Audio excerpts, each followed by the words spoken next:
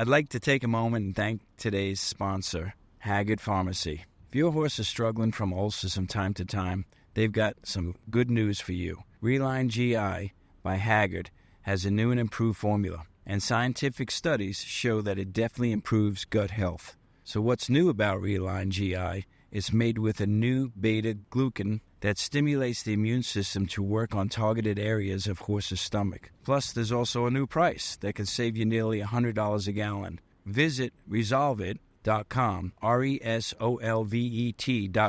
to learn more about the new Reline GI. A link will be in the description of this video.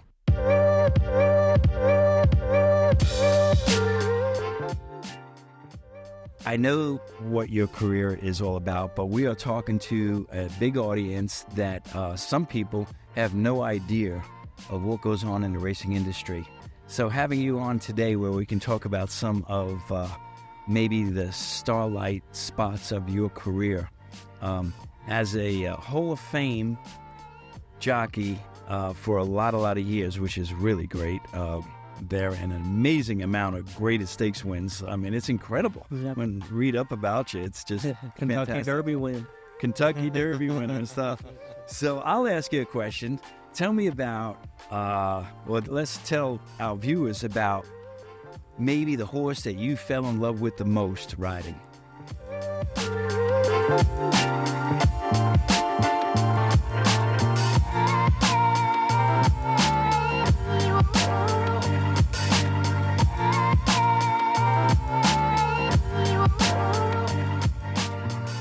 So welcome to Hartley Derenzo's Leading the Way. Here we are at OBS, April two-year-old and training sale, largest training sales in the United States.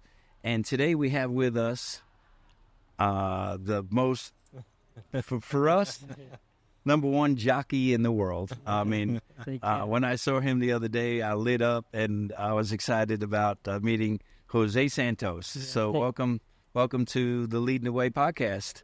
Thank you, guys. Thank you, Harley, to have me over here. I mean, it's a pleasure to be here in OBS sales with all the champions come out. That's where champions come from. You know, they start off as these babies and everybody taking great care of them, a lot of great consigners. And there's 1,200 horses in this sale. So if it's not like you have to turn over every rock to find them. They're in every barn. There's champions. That's right. I take my hat off for the all the consigners. They spend a lot of time with the babies. Oh, boy. And they teach them very well. Yes, yeah. That's the more important. That's the you guys spend your time to their horses to making a champion. Yeah, and we make them believe they're a champion right from the start. That's it. And then when guys like you get a hold of them and you can melt them to whatever you want them to melt them to, I mean, I know what your career is all about, but we are talking to a big audience that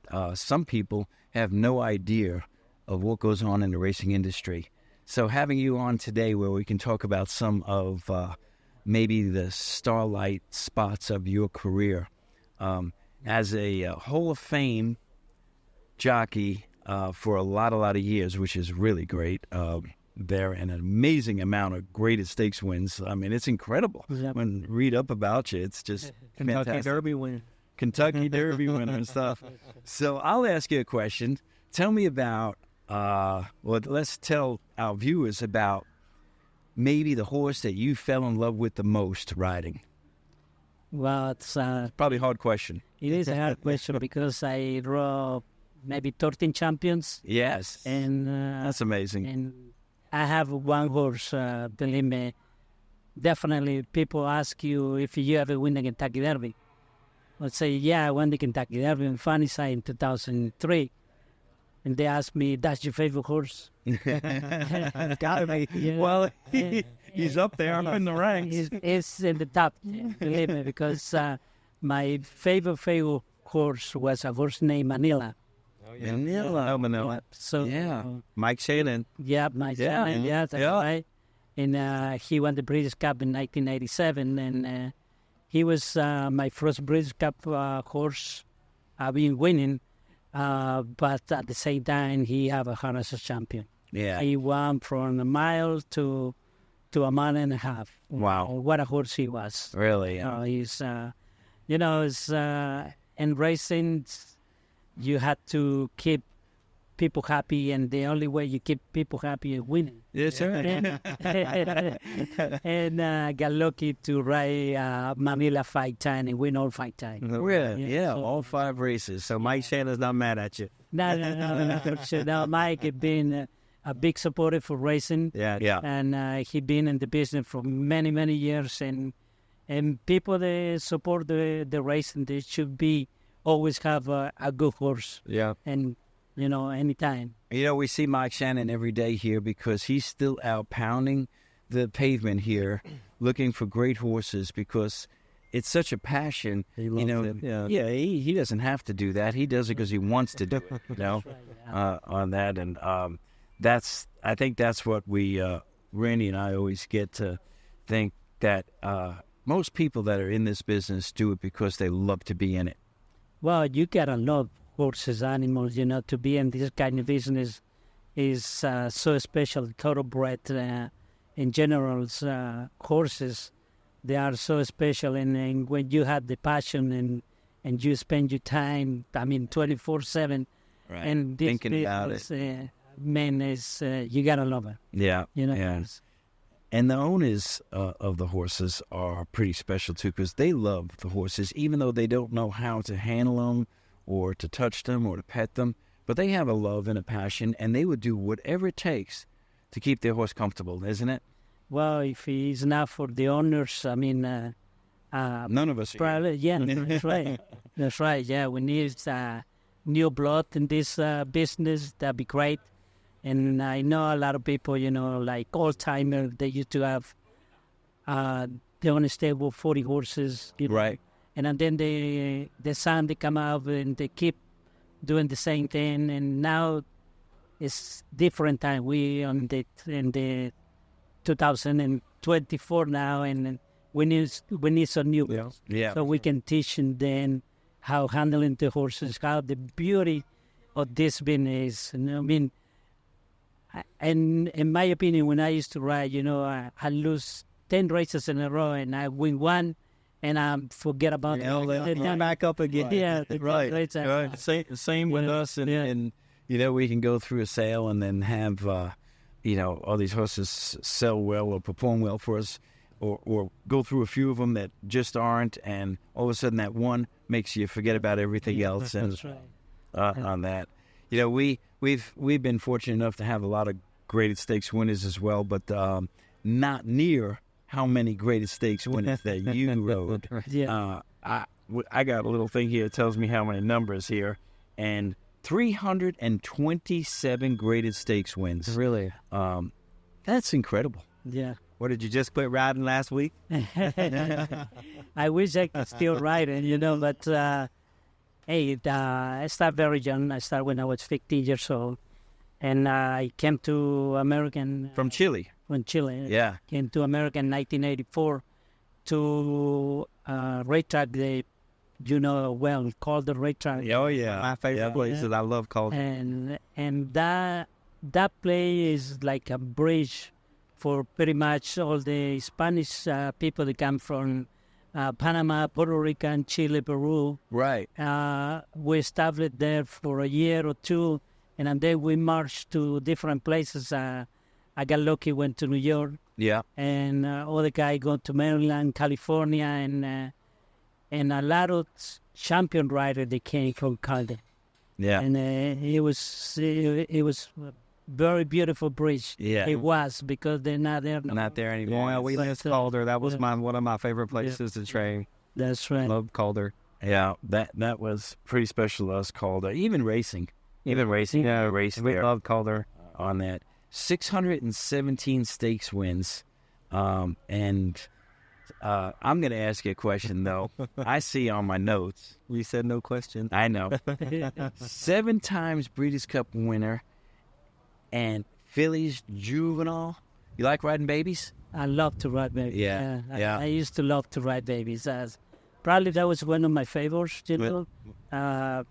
teaching them, Yeah. And maybe 30 years back, then I schooling the babies as well. They're schooling now. Yeah. Right. Yeah. And you as a jockey get on in the mornings, go to the gate with them for the first time, and putting them behind horses. Like I used to work a lot of horses for Scotty Schuhofer. Yeah. Great trainer and great person as well. And he to work 3 or 4 horses, 2-year-olds together, and say, Jose, this time you're going to get dirty. So I know I have to put my guy in a jacket and be in behind, Yeah. taking the other horses. Teaching them everything that they're going to have to go through later on in the mornings. And Scotty Schulhofer was pretty great. And for Randy and I, knowing him, you rode our first grade 1 winner with Scotty Schulhofer as the trainer, filly that was pretty smart and pretty amazing. And it brought back all the memories when I saw you again there. That was fun. We bought her right here. Randy picked her. Yes, yeah. Right. And I thought he was crazy for picking her on that. And I looked at her and I go, really? Why do you think she's special? And he'd say, there's something very special about this filly. Very special. So as partners, we went ahead and we bought her. And we also bought a colt. They were both champions the same year. Colt champion and filly champion we had. And they both cost the exact same amount of money, which is crazy, $16,000 back then, And the colt was silver charmed. And he won the Kentucky Derby. And she was a grade 1 winner. That was a good year. That was a good year. And that was going back, 1996? Yeah. So there was 1994. Well, he won the Derby in 97. 97, so it was 1996 when we We should have kept them both. Yeah.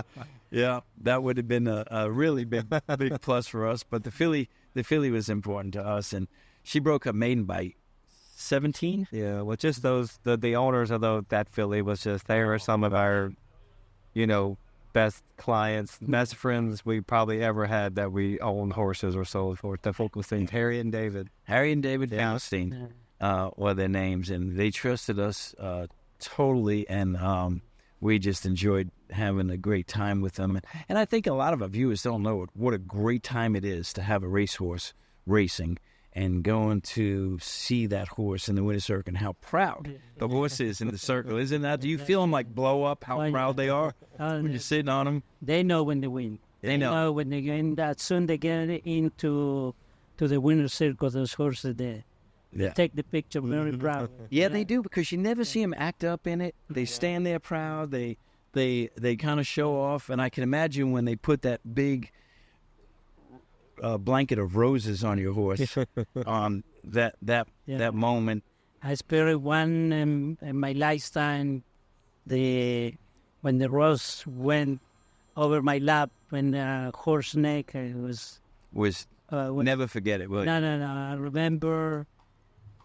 It's like having a tape back. Yeah. And I remember when my father was teaching me, those my beginnings, and the people that helped me. An old flashback. Flashback. That's the way. And that you made it right to the top. Number one, and your kids were there, I'm sure. Oh yeah. And watched it and made a memory for them that they'll never forget. Yeah. That's all those little things are so important. That's the only thing you want to take with you. That's the only thing you're going to take with you. Exactly right. There's all those good memories. I want you to tell us about some really, really strategic moves that you've made in races. We know of some of them, so I want you to tell the audience about all these strategic, because it's what it's all about. Well, as a jockey, when you ride in that top level, you have to have, a lot of, how can I say, plans. Yeah. You got to be plan A, plan B, and like you say to me, sometimes C. And it's, you take advantage of the apprentice. Yes. That's why they're apprentice, and you have a chance to win the race, and you cannot beat it. But because you have more experience than them, you know how to beat it. Yeah. And sometimes, you see a guy who trying real hard, and you have it inside your den, and sometimes you don't have no horse. Okay, kid. Yeah. Go ahead and visit it. Go ahead and make it happen. Yeah, but that's only happen when you don't have no horse left, right? If you have no chance, to do it, so go ahead and let them. So that's right. Let them go and don't mess it up for that man.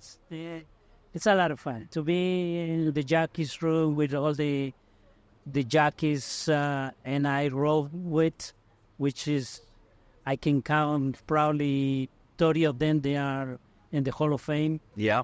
And to be with them, it was one of the most proud moments. And you're still with them, and you still see them, and I go to Kentucky. I go to a lot of places, representing my company. Right. And I see them. We talk. Oh, you remember what happened in this, right? Yeah. I beat you, and I think you beat me back. So, I want to be a fly on the wall, just listening to all that and seeing what goes on with that. But I want you to tell the audience about how there's the hierarchy in horses, to where some horses can make another horse melt by just looking at them. Oh yeah, I remember very clear. After this day, I was riding a horse named Balponi, and the Whitney, and the favorite was Medaglia de Oro. So I don't broke too sharp that day, so I was laying like a fourth.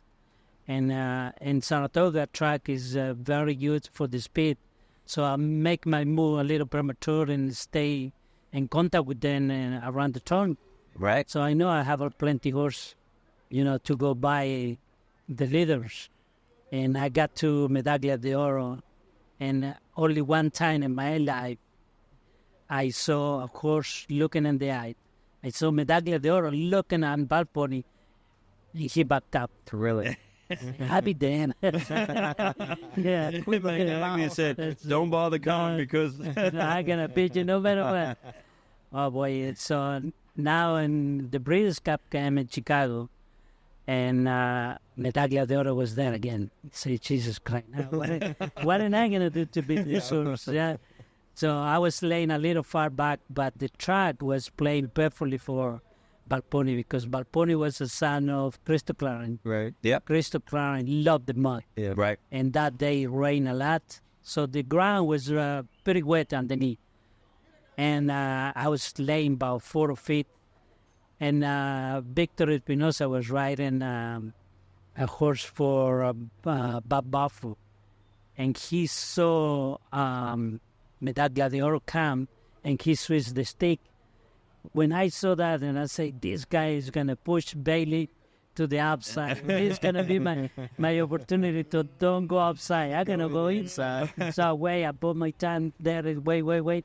As soon as he hit a left hand, and he burned out a little bit, and I went inside, and I got it. I opened up 5 lanes. It went the British Cup. That was a shocker. He paid $89 or $98. Wow, he did. He paid that much. That much, on that. yeah. He was a great horse. Oh, he was. Yeah. I remember that day when we was leaving the hotel with my family, and I put my jacket on, and I told my wife, okay, let's go and take the picture and the big one today. She said to me, why you ride Medaglia de Oro? I say, if I win the race, you're not going to be a picture. That's funny. That's really good. Yeah, but, it's, and that's what we call horse racing. That's right. And so it's there's so many little intricate things that are involved in it, from the start of the horse to the jockeys in the race and how the race sets up and everything else that's going around them.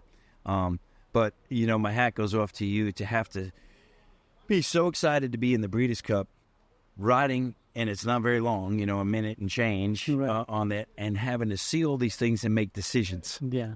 Making decisions as you go. And so I think, when my father was my teacher. Really? Okay, so he taught me well, and I think you guys, what you guys do, teaching this baby, you are the father of this man. our kids, you know. Yeah. They're definitely Randy's kids. Yeah. I can tell you that because he sleeps with them. And he, So if you have a professor, somebody and I told you to do something, you better do it right. Yeah. And you got to take your time with them and be patient for some, and some just pick it right up, right? You know, and the Colts are always a little bit slower learners than the Phillies, aren't they, Randy? Things like it, The Phillies pick things up. Same thing in us. Yeah. On that. I have a funny story. And when I was a kid, I rode my first winner. So I got beat. So when I was coming back, my father told me, claim foul. He said, Dad, claim foul against who? Again, the one he beat you. Okay, so I claim foul. I went to the Stirrups, and they say, Mr. Santos, what are you claiming foul for? Well, my daddy say, the guy he beat me, he called my Sarata. So they looked the film, and sure enough, the guy was really. So they took his number down and put me up. That was my first win. So everybody was celebrating because I grew up in the racetrack. Everybody was celebrating, Joe, Jose, blah, blah, blah.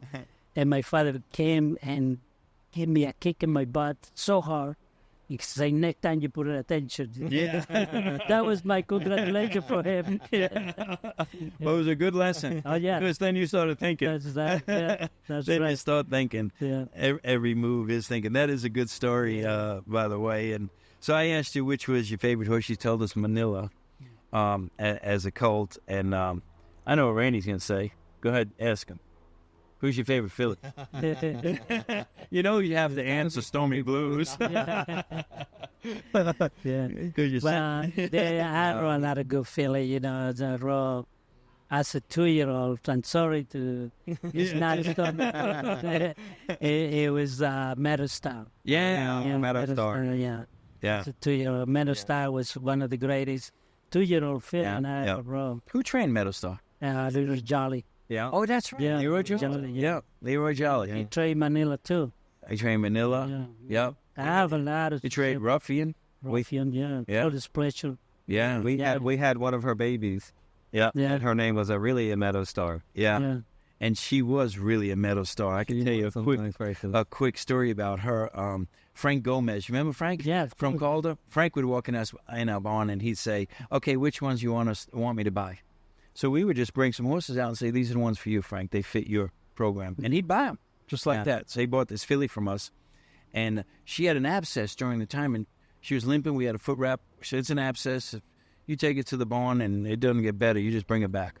Don't worry about it, you know. And he always trusted us. So she breaks her maiden. She wins by so far, the jock looks behind, and he pulls her up to a jog over the wire. And Frank was livid. First thing he did was fire the jock. And I said, would she win by 20 lengths, 18, 20 lengths? He said he just taught her the thing I don't want her to know, is that it's not time to pull up before the wire. He told her on that, and fired her right there, and she went off to make a really nice horse as well on that. What a heck of a horse trainer he was. Oh, yeah. My respects to him. Yeah. Very good trainer. Did you ever ride for Frank? Oh, yeah. Yeah. But his favorite jockey was Jacinto Vasquez. Yeah. Jacinto. Yeah. I mean, Jacinto there's a lot of trainers that think he's a favorite jockey too, doesn't he? He's amazing too. He's still getting on horses. Yeah, no, it's crazy. Yeah, I mean, I retired 17 years ago. I only get on in 2 horses after. Since then? Yeah. Well, then you need to come to the farm. You need to come to the farm then. We'll put you on a few. Yeah. Thanks, but no thanks. Yeah, I forgot my helmet. We'd like to take a quick break from this episode and acknowledge some of our incredible sponsors.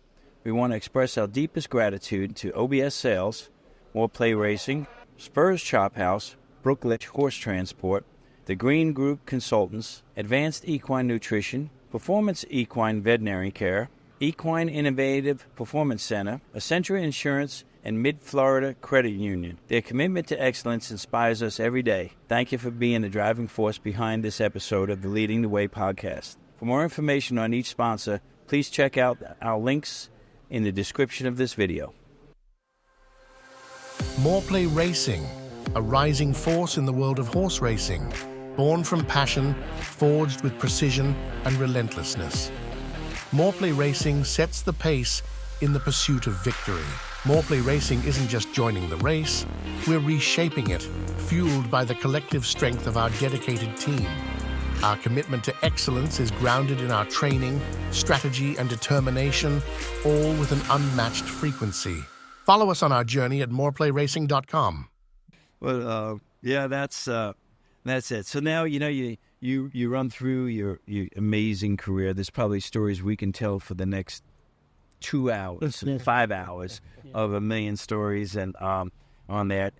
And so you join forces, staying in with the horses, staying in the business with another company. Tell us about what you do with that one. Well, now I work for Enviro Equine. Yeah.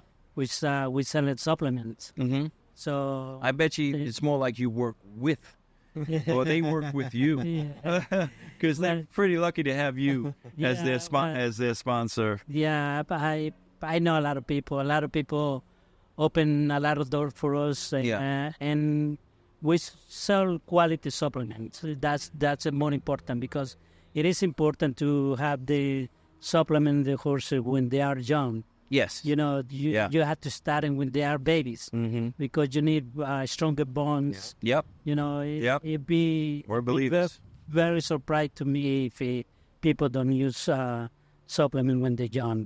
Because they need the oil, they need the electrolyte, they need the bone structure to be stronger. Or things to replenish them after we do ask them for more than as they grow and get ready and well, we're big supplement believers in, that's for sure, and I think that if you back the product, it gives that product a lot of credibility, because I don't think you would take on a product that you didn't think worked. No, it's worked, because most of our supplement, I'd say not most of it, all of them, they are all natural, and we have. Also, we have the shampoo. They have all the. I saw that. For the people that really like to take care of the horse as well, and some to take care of themselves. I saw your girl said that they got a little stick there that the ladies buy it and put it on their face. And I said, "Does it take away wrinkles? I need one." On that. Yeah, we have a lot of good stuff. Just come and visit on us. We have all stuff that they are in TT. Yeah, so that's where they find it. They find it at TT Supply here in Ocala, and I'm sure lots of other places. Yeah, it's only a couple miles away from OVS. So good. Yeah. They are our brothers over there. So they have been around a long time, TT Supply. We've been doing business with them for 32 years. Yeah, I hear there was since 1985. Yeah. So there's a family, It company. Is. Tom, the old man used to sell ad products out of the back of his car. Yep. They'd come to the farm. Yeah. And bring the products out of the back of his car. And they opened up a brand new facility there. I think his son-in-law and his family. Yeah. And I have a lot of clients over here. They buy for me, and I'm regular now in Ocala, because it's take me about 3.5 hours to come over here. Yeah. Enjoy the day and get with the horses and coming to the OVSL and see friends that coming from all over the state. Yeah. And different countries as well. I have people in Chile. They have farms in Kentucky, like Don Alberto. Right. And he's big in the business. Yeah, very not only here, also in Chile. So, and he's the breeder of Arcangelo, isn't he? That's right. Yeah. Breeder of Arcangelo. That's a phenomenal family. Yeah. Oh yeah, there. No, and a lot of good stuff you find in Ocala. Yeah. Yeah. Not only our products. Yeah. You find a lot of good horses. Yeah. Well, I'm sure your eye is still on those horses as you walk by them and see them and know what it looks like, and maybe match another one and say, well, that son of a gun looks like Medaglia. Yeah, that's right, yeah. Don't look at me. Yeah, don't look at me on that. Well, we talked about what you're doing today. I want to go backwards. Let's go backwards a little bit, and let's go to, tell me about your greatest relationship with a trainer, because that's probably really important that a jockey and a trainer have this great relationship, trust in one another. who would be that trainer that you would? And there's probably a lot of those too. So I'm really putting you in the hot seat. That's right. That's right. Half of them will probably have passed on, so they won't say anything to you. Right. There was one trainer in particular. I really trust him, and he trusts me. There was two of them, because I can't say only one, because there are many, but these two, like Scotty Schuhofer and Angel Pena Senior. Oh yeah. Yeah, there was phenomenal trainer, both of them. And there was kind of similar way they treat the people. Treat the people very nice, which is very important to keep those people working for 20 years plus. Yeah. Like you working, and one trainer, it was quiet, and the other one, it was even quieter. Like Angel Pena liked to train horses for long distance. I was getting in a horse for him named Alahush. I start working. We remember that in the pedigrees too. Yeah, start working him 6 furlongs, and then a month later 7 furlongs. Say to myself, when this guy is gonna run the horse? Yeah, the horse is ready. Already ready. Yeah, and we started June, and October, it's working the horse a month and a half. He said the first part of the work, they're gonna be 2 horses enjoying you. Those 2 that you stay inside. Those 2 horses wanna come out, and another horse gonna enjoy you in the last half a mile. All right. So that was like a race. We'll go with the play. And Yeah, the horse worked really good. And I say, hey, Papa, this horse is ready. He touched the horse belly. He said, no, he's still fat. And I say, huh? He's not fat. Look at him. Inside, kid. Inside. He's still He called you kid. Yeah. Yeah. Then I was about 24 years old. And so, like a month later, he ran the horse, and a great one, going a man and a cow. Really? Yeah. He went by 10. Really? Yeah. After 8 months. And then a month later, he ran another great one in Belmont Park. Again, won. Yeah. And he ran in the Breeders' Cup. He finished 4, but until he was too fat. Yeah. A little too fat. Yeah. But I remember Scotty's methods, right? Training, because having Stormy Blues with Scotty was, for us, it was like having the greatest in the whole world. Greatest trainer, greatest rider. I mean, we were like, we're in our 20s. I mean, and so we felt like we were on top of the world. We made it with Saratoga. And the good thing about Scotty, that he had 40 horses in the barn. And no matter what, if that horse is a champion of this one, it was just a claiming horse. He treated all It's the same. Yeah. He gave it the same love. That's exactly what you have to do. We were talking about that earlier, that when we see some horses and wonder why these horses don't go very good, and Randy will say it's because they don't get the love. Yeah. No, you got to put attention to every horse. I mean, every horse you have in the barn, you have to give it that. Yeah, that's how we treat them. Yeah. And it wouldn't matter whether or not they were a $3,000 horse or a $300,000 horse. They all get exactly the same thing: vitamins, nutrition. That's important. Rations, and we of course don't have like those type of relationships with trainers, because we really don't race very much. This year we're proud to have a horse going to the Kentucky Derby with a good friend, Rich Mendez, and Randy and I there, and we're excited as heck.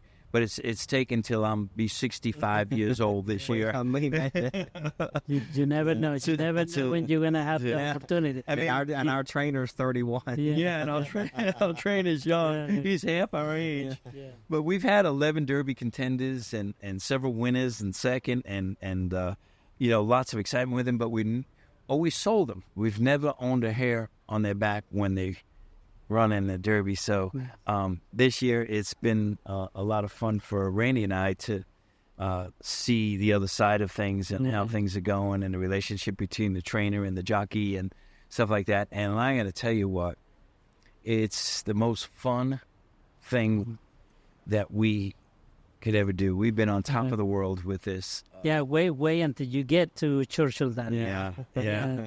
You're gonna start getting nervous. Yeah, butterflies.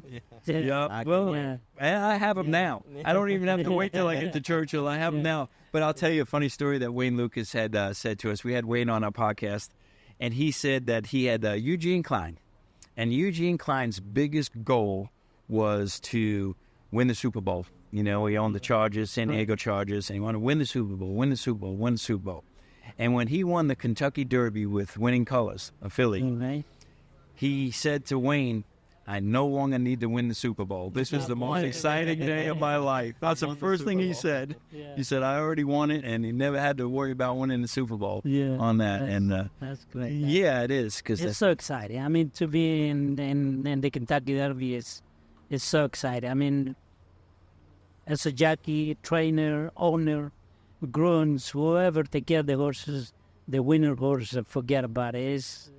It's something happened only one time in July. Yeah. You know, some people, they got real lucky and win 2 or 3 times. Yeah. You know, but when you win in your first one, forget about it. And I don't even call it luck. You know what I call it? Blessed. Yeah. You're blessed to even get into the shoes that you wear, and Randy and I wear, and some of these other people wear. And there's so many people out there that would love to be in that position and maybe just don't know enough about it. And that's why we kind of do our podcast. We kind of teach people that this whole industry is amazing. And it's a family. Is it not a family? Yeah, it is a family. I mean, you know, even though you compete against them, but if you win, they come to you and they congratulations. Right. You know, same happened with you guys. I'm pretty sure you see somebody else win, they're gonna do the same. I mean, it's a great sport, and you know, we need new people.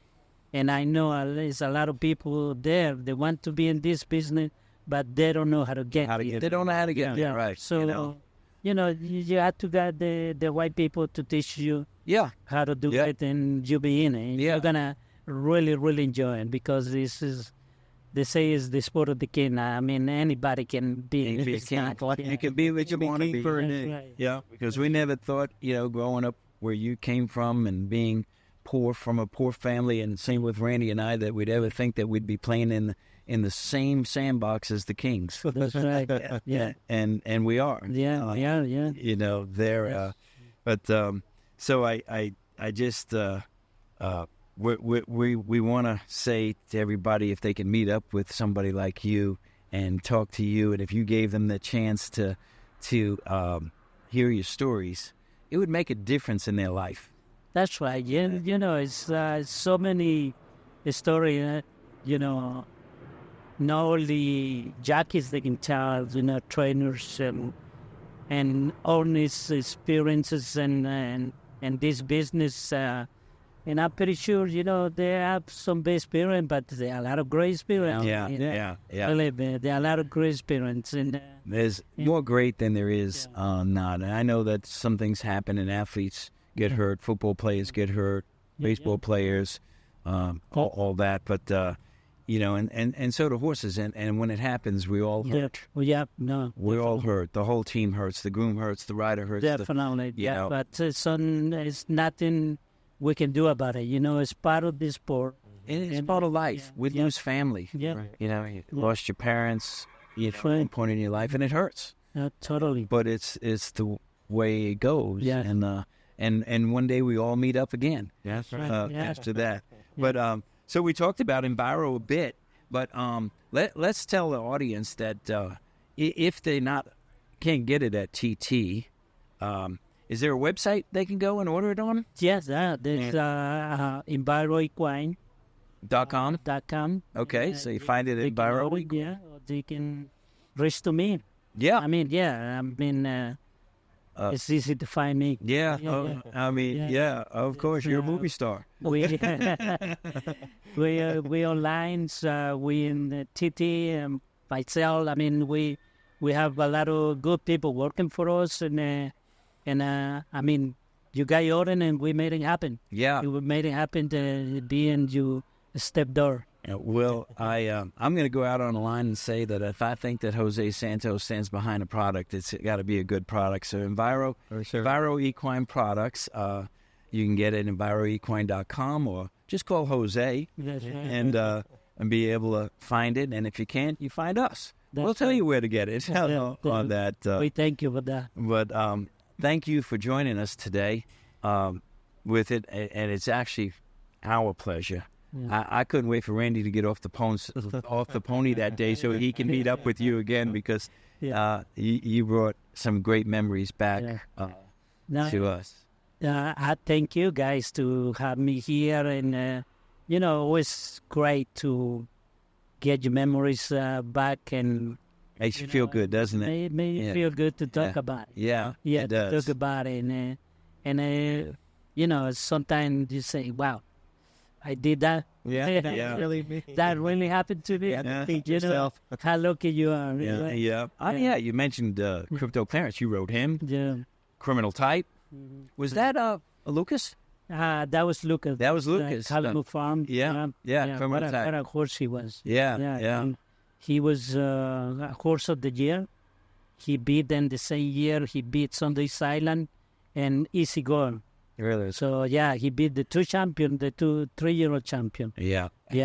What a runner he was. But I know that probably the highlight of your life and your career was the day they said, Jose Santos, you're in the Hall of Fame. Oh, when I received a phone call saying, that was working on this. Oh man, working for 20+ years. Yeah. Say, Dad, what do you think of me now? When I started in Calder, a guy, an agent, he saw me right. He said, "Man, kid, you can be a future Hall of Fame." What is the Hall of Fame? Right? Where is it? Yeah. Let's say I don't know nothing about Hall of Fame then. And I always remember that guy. His last name was Lopez. Actually, was in Hialeah. He told me. Back in Hialeah. Back in Hialeah. And the guy passed away a long time, but he was a jockey agent. And he told me, you can be a future Hall of Fame. He could see it. I like the way you write. Yeah. He'd say, this is exactly his word. You look like Lafitte Pincay writing. Really? And I'd say, if you are 10% of what Lafitte did, you'll be a Hall of Fame. You'll be a Hall of Fame. Yeah. I told him, I'm going to do better than Lafitte. I have a lot of confidence. Yeah. A lot of confidence. Yeah, if you do something, you have to do it with passion. That's right. And confidence. Yeah. And it just comes natural, doesn't it? Yep. And, you go through bumps. You have accident in your job. You have horses that you don't fit. They take you up. They hurt you. Yeah, but it goes off and wins with somebody else. That's right. Yeah. But you find others. You find something else comes along. That's right. Yeah. I see that. So I hope that we have just 1/10 of your success. Just 1/10. Just like that guy said, if you were 1/10 Pincay, we want to just be 1/10 of your success. And we'll take those nice roses that draped across. We're going to get them. We're confident. We're confident we're going to win the Kentucky Derby. Yeah. On that. If we don't believe it, who else will? So we need to believe it ourselves, right? Totally. So there we're going out. Anyway, so we're going to wrap up our Leading the Way podcast. And again, I thank Jose Santos for joining us. Randy Hartley, Dean Derenzo with Leading the Way. Enviroequine.com to find Jose's products. And if you ever want to have a great conversation, just call Jose Santos. Thank you. Thank you, guys.